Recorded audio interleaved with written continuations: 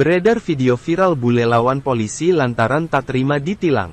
Kejadian viral bule lawan polisi ini terekam kamera dan diunggah akun Instagram @fakta.indo, Senin, tanggal 18 September tahun 2023.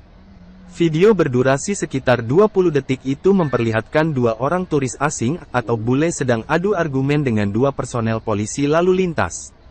Perbincangan keempatnya terjadi di depan pos Polantas. Salah satu wisatawan asing berjenis kelamin laki-laki ini duduk di sepeda motor berwarna merah. Sementara rekan wanitanya turun dari motor.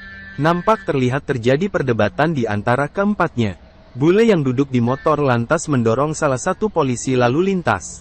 Pada unggahan @fakta.indo juga turut disematkan caption, terekam kamera, turis asing mendorong polisi saat ditilang akibat salah satu pengendara motor tidak menggunakan helm. Peristiwa ini berlokasi di Jalan Bypass Ngurah Rai, Sunset Road Bali Senin, 18/9.